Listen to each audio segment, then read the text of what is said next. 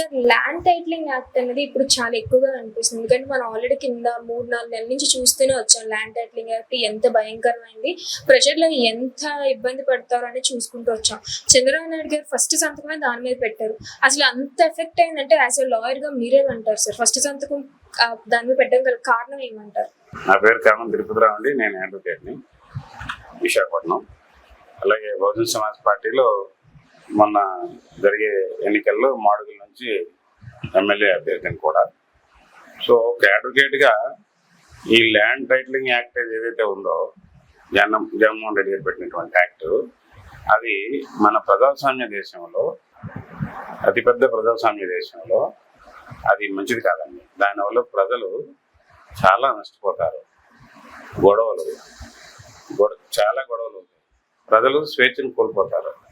వాళ్ళ ఆస్తులకి సెక్యూరిటీ లేని యాక్ట్ అండి ఇది. కారణం ఏంటంటే ఈ యాక్ట్ వల్ల ఎవరి తాలూగా ఆస్తులు తాలూగా ఒరిజినల్స్ డాక్యుమెంట్స్ ఉండవండి వాళ్ళ దగ్గర. ఎక్కడ ఉంటాయి? సబ్ రిజిస్టర్ ఆఫీస్లో ఉంటాయి. అంటే మరి వాళ్ళ ఈ ఎక్కువ శాతం, అత్యధిక శాతం మిడిల్ క్లాస్ పీపుల్ ఉంటారు. 80% మిడిల్ క్లాస్ పీపుల్ ఉంటారు. వాళ్ళకి చిన్న చిన్న ఇల్లులు ఉంటాయి, లేదంటే 1 ఎకరం 2 ఎకరాలు పొలాలు. మరి వాళ్ళ ఆస్తి వాళ్ళ దగ్గర లేదన్న భావన వాళ్ళకి కలుగుతుంది, భయాందోళన వస్తుంది అన్నమాట. అది కాక రెండవది ఏంటంటే, ఈ జగన్మోహన్ రెడ్డి గారి ప్రభుత్వంలో చాలా ఆస్తులు, ఆయన ప్రభుత్వ ఆస్తుల్ని తాకట్టు పెట్టి డబ్బులు తీసుకొచ్చి పథకాలకి కన్వర్ట్ చేశారు.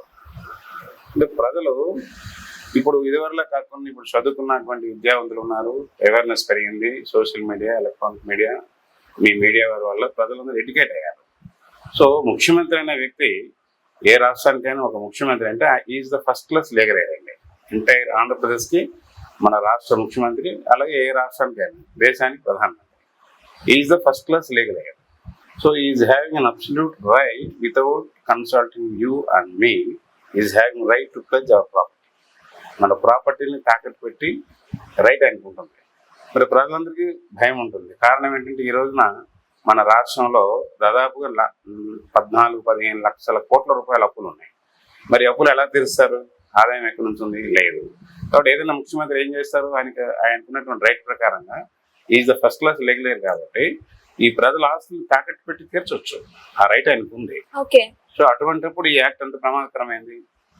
రెండోది, మరి ఈ ఎక్కువ శాతం, అత్యధిక శాతం మిడిల్ క్లాస్ పేద ప్రజలే కాబట్టి ఆ ఉన్న ఆస్తిని, ఆ ఉన్న ఎకర పొలంను లేదా అరెకరం పొలంను వాళ్ళ డాక్యుమెంట్ వాళ్ళ దగ్గర ఉండాలని కోరుకుంటారు, సెక్యూరిటీగా ఫీల్ అవుతారు తప్ప వాళ్ళ డాక్యుమెంట్ వారి దగ్గర లేకుండా అది ఎక్కడో గవర్నమెంట్ చేతిలో ఉంటుంది అంటే మరి ఎవరికైనా భయం కదా.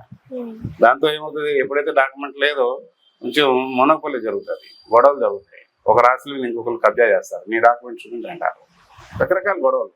కాబట్టి దీనివల్ల మరి ఇది చాలా మంచి నిర్ణయం. చంద్రబాబు నాయుడు గారు, పవన్ కళ్యాణ్ గారు తీసుకున్నటువంటి నిర్ణయం. దీని మీద ఆల్రెడీ బిఫోర్ ఎలక్షనే వారు చెప్పడం జరిగింది. మేము అధికారంలోకి వచ్చిన వెంటనే ఈ యాక్ట్ని రద్దు చేస్తామని అన్నారు. అదేవిధంగా రెండో సంతకమే ఈ ల్యాండ్ టైటిలింగ్ యాక్ట్ని రద్దు చేస్తామని చెప్పేసి వారు కొంచెం చంద్రబాబు నాయుడు గారు చేయడం అనేది చాలా మంచి శుభపరిణామం. ప్రజలందరూ కూడా చాలా సంతోషిస్తున్నారు. మాకు కూడా ప్రాక్టికల్గా మేము ఫీల్డ్ మీద ఉన్నాం కాబట్టి అందరూ హ్యాపీ ఫీల్ అవుతున్నారు. చంద్రబాబు నాయుడు గారు చేసినటువంటి పనికి అందరూ హర్షిస్తున్నారు, సంతోషిస్తున్నారు. కాబట్టి నూతనంగా ఎన్నికైనటువంటి చంద్రబాబు నాయుడు గారికి, పవన్ కళ్యాణ్ గారికి శుభాకాంక్షలు తెలుపుతూ, ఒక అడ్వకేట్గా బహుజన సమాజ్ పార్టీ తరఫు నుంచి అభినందనలు తెలుపుతూ, మంచి పాలన ఈ రాష్ట్రానికి అందిస్తారని ఆశిస్తూ మీ అందరికీ నమస్కారం.